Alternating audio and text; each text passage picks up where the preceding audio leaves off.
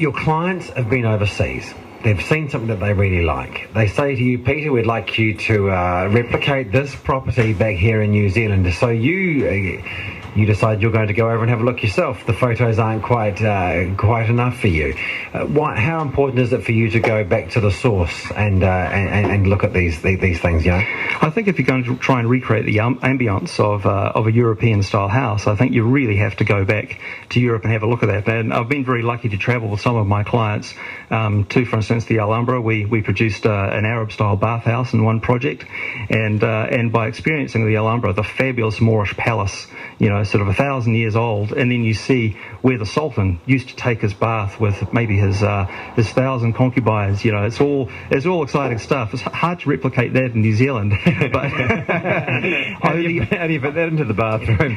Absolutely, but you know, I think you need to get a feel for the quality of the light, the materiality, and possibly you know, even just the food that you eat around the Alhambra kind of is somehow important to get that feeling of what life was like and can be like. And how well does it work for New Zealand then?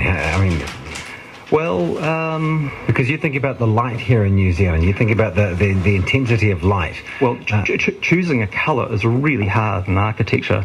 If you take those sort of Mediterranean colours, for instance, the lighting over there is kind of like a beautiful yellowish, orangey glow, incandescent, soft lighting, and so you can get away with really bright colours. Whereas here in New Zealand, you know, it's kind of like full white glare, so you have to generally detune colours to make them look appropriate.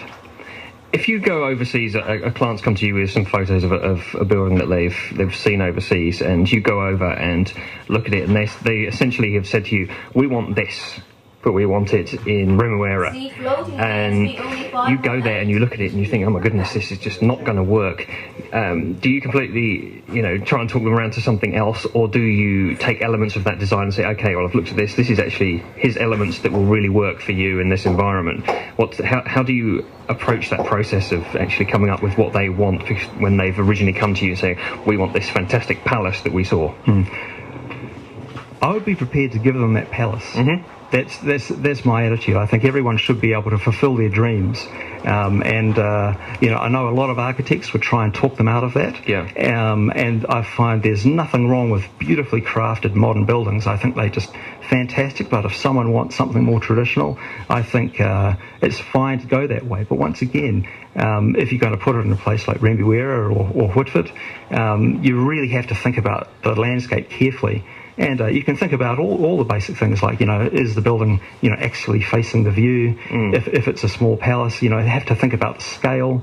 And, you know, there are just simple constraints like, you know, if you build a palace, well, a palace might be 20 metres high. Well, hard to fit that into the 9 metre or 8 metre height restriction on a suburban section. I'd love to see the council handle that one. Peter, we have to take a short break, and Jane, you would like to have a chat with Peter. If you would like to have a talk with Peter this morning, you've got an opportunity in the next 20 minutes. So you can call now on 0800 723 465. You're on the Design and Build Show with Alex Bringen. I'm Tony Morell. Dr Peter Diprose, architect, joins us. Back with you after this. If you're over 50, now's the time to look after yourself and look after your health naturally. One natural way to support heart health is to take 6 of Newman's Circulo capsules daily. This month, if you buy the big 300 capsule bottle for $64, they'll send you a 100 capsule bottle absolutely free. Call 0800 459 459 to order, and they'll be couriered to your door. Read the label and use as directed. Visit goforhealth.co.nz, your natural way to better health. If you care about your plants in pots, then you need Pot Power, the designer potting mix for today's container gardening lifestyle. Pot Power contains all the good things pot plants need to flourish, with controlled release fertilizer, saturate re-wetting agent, water storing crystals, and root growth boosters. Pot Power is power to your pot plants. It's the must-have potting mix. It's so good, it's guaranteed to grow plants. Available where all TUI garden products are sold. TUI, a friend in your garden. If you haven't heard Image loudspeakers, you just haven't heard Image. Pure sound, made right here in New Zealand. Image. Exceptional performance, exceptional beauty, exceptional value. Image. Image loudspeakers. The look you want and the sound you won't believe. Hear the difference at imageloudspeakers.com. Image.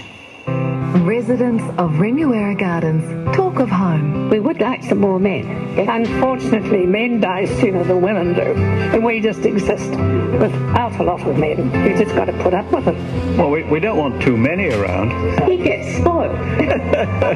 Which is lovely. You're welcome to look through Remuera Gardens Retirement Community anytime. Phone 520-1103.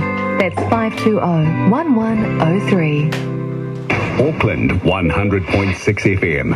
Radio Live. From 9. Sunday Live with Finlay McDonald and Andrew Patterson. Now, Tony Morrell with the Design and Build Show. Call now. 0800 723 465. 0800 Radio Live. Welcome back. You're with Alex Spring and Tony Morrell, and Dr Peter Diprose, who is an architect, is with us now until 9 o'clock, and we'll take a few calls because we have expert advice in the room, so why not offer that out to the audience. So we'll talk to Jane. Good morning, Jane. Good morning to you all. Great to hear what you have to say. Peter, I was just wondering what your view was on as far as public buildings. You were talking about a sense of place. We have down here in Wellington the National Library is being extended, and some people want the original library to be listed and kept as it was, and this extension not to go ahead. And as part of the extension, a big glass wall is going to be near the street frontage, and images are going to be projected onto it.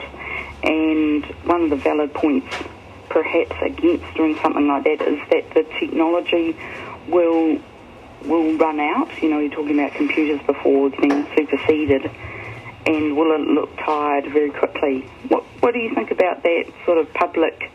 Well, I think my view would be I'm all for the preservation of existing quality buildings, and I think that should definitely be done. Thank you, Jane. And I think it's a perfectly valid approach to put something modern and glass which contrasts with that existing building. And high technology, I think all of this projected images, glass, ultra-modern, side-by-side with something historic, is not trying to mimic the old building or devalue the old building. I think it's really just trying to add some vibrancy. And, if you look at other cities across the world that have done this sort of thing, it'll bring more people to that building. Do you think you don't think in 10 years' time will look tired?